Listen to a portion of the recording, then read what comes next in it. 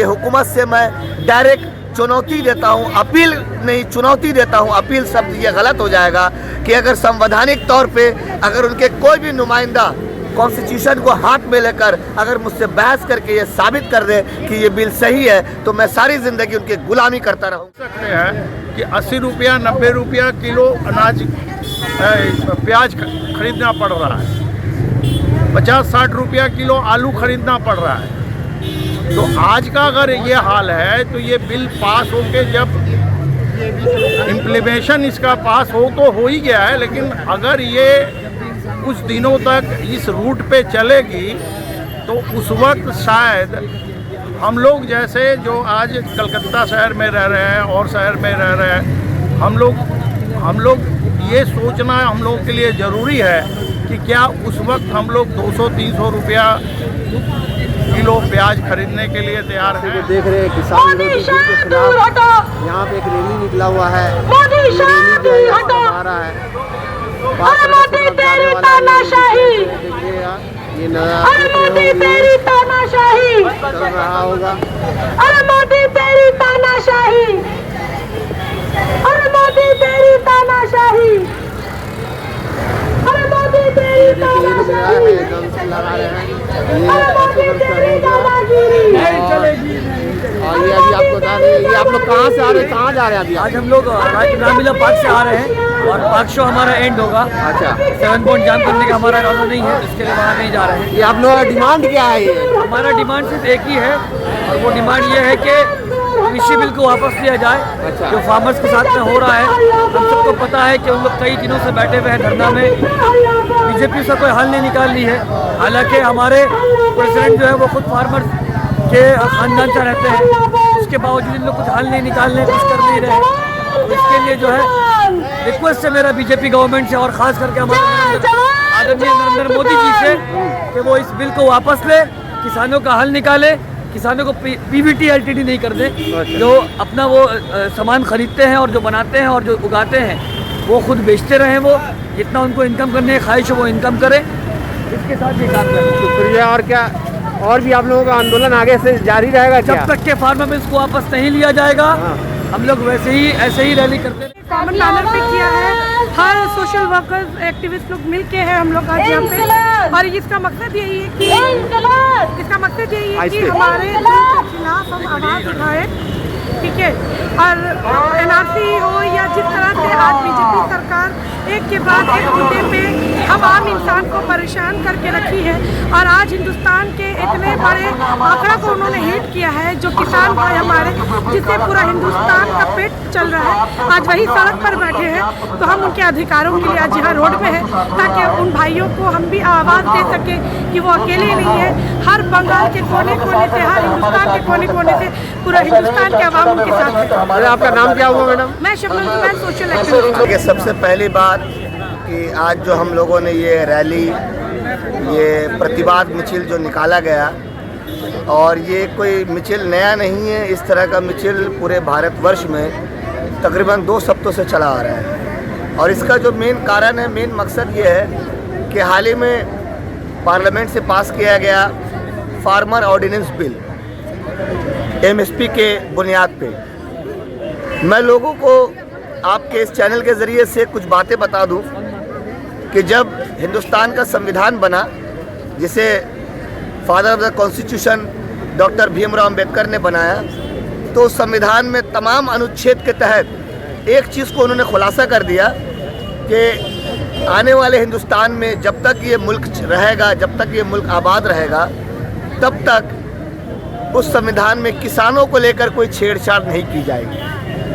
लेकिन कहीं ना कहीं आज ये मौजूदा भाजपा हुकूमत, जो कि आरएसएस की अगुवाई में, राष्ट्रीय स्वयंसेवक की अगुवाई में जो निर्णय लिया करती है और संविधान में छेड़छाड़ करने की जो बार बार ये कोशिश कर रही है, आज उसका एक छोटा सा मिसाल कलकत्ता के सरजमी पे आपने देखा।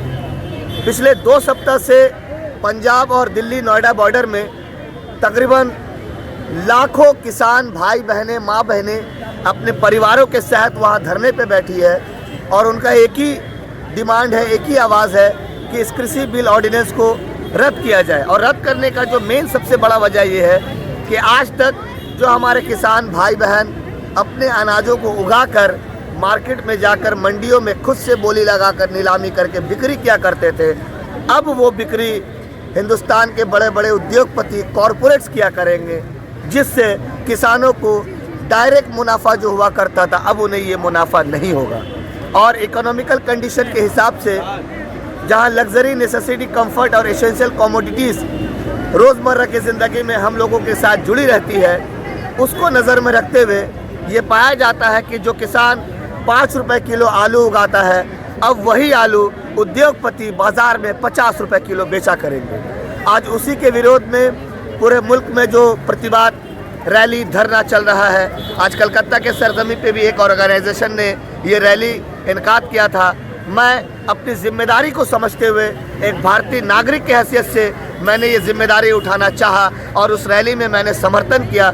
और ये हुकूमत से मैं डायरेक्ट चुनौती देता हूँ, अपील नहीं चुनौती देता हूँ, अपील शब्द ये गलत हो जाएगा कि अगर संवैधानिक तौर पे अगर उनके कोई भी नुमाइंदा कॉन्स्टिट्यूशन को हाथ में लेकर अगर मुझसे बहस करके ये साबित कर दे कि ये बिल सही है, तो मैं सारी ज़िंदगी उनकी गुलामी करता रहूँगा। यही मेरी लोगों से अपील है कि इस तरह के प्रतिवाद मिছিল में, धरना में आप भी शामिल हो, क्योंकि हम लोग ये सोचते हैं कि हमारे घर में तो नहीं हो रहा है, चलो यार जिसके साथ हो रहा है वो सोचेगा। ये सोचना बहुत ही गलत है, क्योंकि आज ये अगर उनके साथ हो रहा है तो कल को हमारे साथ भी होगा। और 16 करोड़ किसानों की आवाज़ अगर हम नहीं उठाएंगे तो और कौन उठाएगा। यही हमारी जिम्मेदारी को समझते हुए मैं यहाँ के लोगों से अपील करता हूँ कि आप लोग भी किसान भाइयों के साथ यहाँ से लेकर हिंदुस्तान के तमाम राज्यों में जहाँ जहाँ ये विरोध चल रहा है उनका साथ दें और इस बिल को खारिज करने में उनकी मदद करें। आपका नाम क्या हुआ? मेरा नाम है सैयद नफील इस्लाम। मैं एक अधिवक्ता हूँ हाई कोर्ट और सुप्रीम कोर्ट, और साथ ही साथ एक सामाजिक कार्यकर्ता भी हूँ। आज जो देश में देश के सारे किसान, जो देश के अन्नदाता हैं, आज करीब करीब 6 महीनों से पंजाब से लेकर और आज दिल्ली बॉर्डर में सारे के लोग सारे अपने घर द्वार छोड़ के धरना दे के बैठे हुए हैं। उनका जो मांग है, जो ये काला कृषि बिल जो लाया गया है उसको वापस करने के लिए, और हम लोगों का भी यही कहना है, हम लोगों को भी किसान बिल से ऐतराज़ है। शहर के लोगों को, नौकरी करने वाले लोगों को इसलिए ऐतराज़ है कि आज ये लड़ाई सिर्फ किसान अपने लिए नहीं लड़ रहे हैं, किसान भाई हम लोगों के लिए भी लड़ रहे हैं।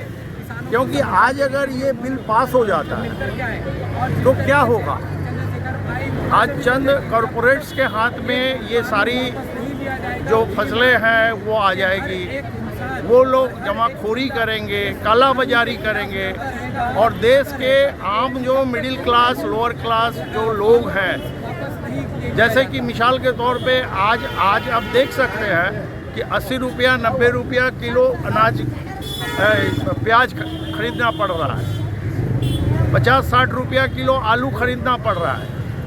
तो आज का अगर ये हाल है तो ये बिल पास होके जब इम्प्लीमेशन इसका पास हो ही गया है, लेकिन अगर ये कुछ दिनों तक इस रूट पे चलेगी तो उस वक्त शायद हम लोग जैसे जो आज कलकत्ता शहर में रह रहे हैं और शहर में रह रहे हैं, हम लोग ये सोचना हम लोगों के लिए ज़रूरी है कि क्या उस वक्त हम लोग 200-300 रुपया किलो प्याज खरीदने के लिए तैयार हैं। जैसे आज आंदोलन किए, ये अगर ये वापस नहीं लेता ये बिल तो क्या आप कंटिन्यू इसको जारी रखिएगा? ऑब्वियसली हम लोग कंटिन्यू जारी रखेंगे, जैसे हम लोग CAA NRC के टाइम में भी कंटिन्यू जारी रखे थे। इस बिल के वापसी के समर्थन में हम लोग कंटिन्यू करेंगे। आज जैसे ये हमारे एंटाली एरिया के हमारे भाई लोग, नौजवान भाई लोग ये प्रोग्राम किए हैं, जो कि हमारे भीम आर्मी से भी जुड़े हुए हैं और हम लोग भीम आर्मी के तरफ से भी जुड़े। आपका नाम क्या हो गया सर? मैं Shivshankar Das, Bhim army state convent. Thank you. Azad और मैं सोशल एक्टिविस्ट। आज हम लोग रास्ते में निकले किसान भाइयों के साथ।